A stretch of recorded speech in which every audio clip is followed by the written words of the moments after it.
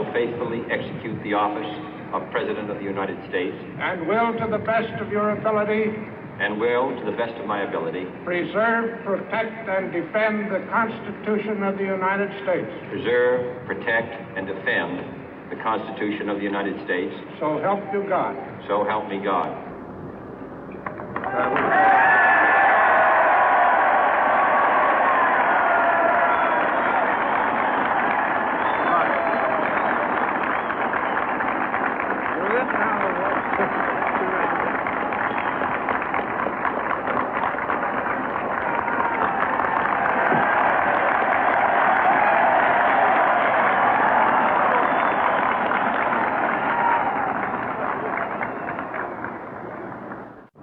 Vice President Johnson, Mr. Speaker, Mr. Chief Justice, President Eisenhower, Vice President Nixon, President Truman, Reverend clergy, fellow citizens. We observe today not a victory of party, but a celebration of freedom, symbolizing an end as well as a beginning, signifying renewal as well as change. For I have sworn before you and Almighty God the same solemn oath our forebears prescribed nearly a century and 3/4 ago. The world is very different now, for man holds in his mortal hands the power to abolish all forms of human poverty and all forms of human life. And yet the same revolutionary beliefs for which our forebears fought are still at issue around the globe. The belief that the rights of man come not from the generosity of the state, but from the hand of God. We dare not forget today that we are the heirs of that first revolution. Let the word go forth from this time and place to friend and foe alike that the torch has been passed to a new generation of Americans born in this century, tempered by war, disciplined by a hard and bitter peace, proud of our ancient heritage, and unwilling to witness or permit the slow undoing of those human rights to which this nation has always been committed and to which we are committed today at home and around the world.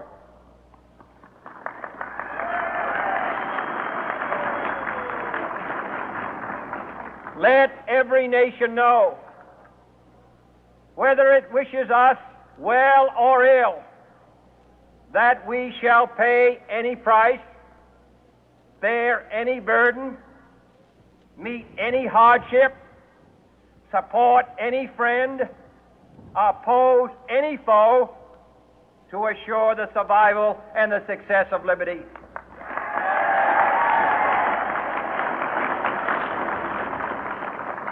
This much we pledge and more. To those old allies whose cultural and spiritual origins we share, we pledge the loyalty of faithful friends. United, there is little we cannot do in a host of cooperative ventures. Divided, there is little we can do, for we dare not meet a powerful challenge at odds and split asunder. To those new states whom we welcome to the ranks of the free, we pledge our word that one form of colonial control shall not have passed away, merely to be replaced by a far more iron tyranny. We shall not always expect to find them supporting our view, but we shall always hope to find them strongly supporting their own freedom, and to remember that in the past, those who foolishly sought power by riding the back of the tiger, ended up inside.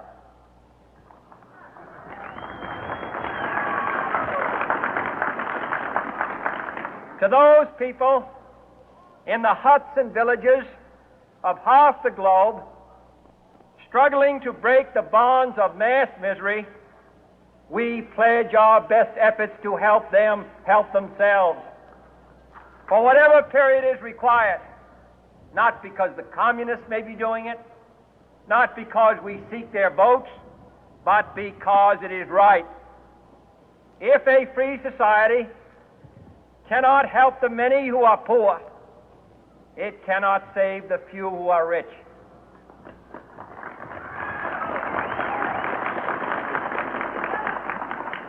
To our sister republics south of our border, we offer a special pledge to convert our good words into good deeds, in a new alliance for progress, to assist free men and free governments in casting off the chains of poverty. But this peaceful revolution of hope cannot become the prey of hostile powers. Let all our neighbors know that we shall join with them to oppose aggression or subversion anywhere in the Americas. And let every other power know that this hemisphere intends to remain the master of its own house.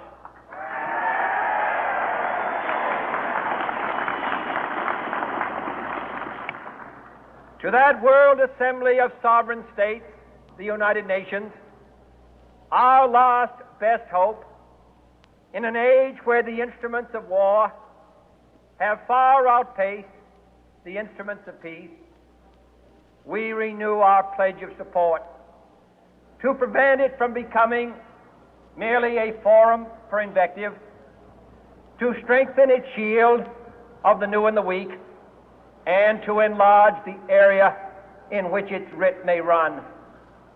Finally, to those nations who would make themselves our adversary, we offer not a pledge, but a request that both sides begin anew the quest for peace.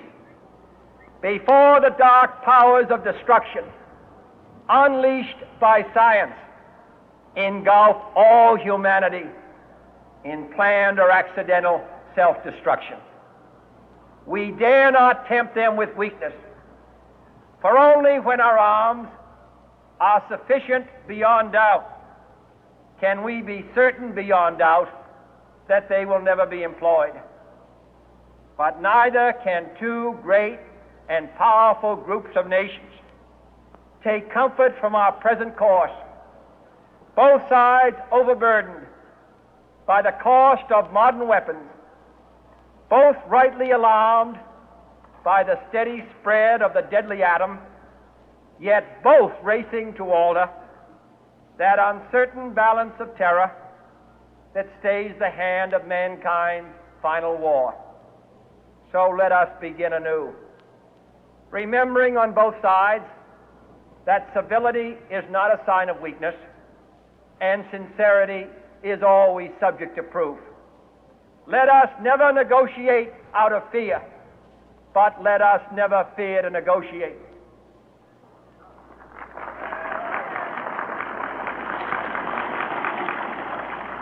Let both sides explore what problems unite us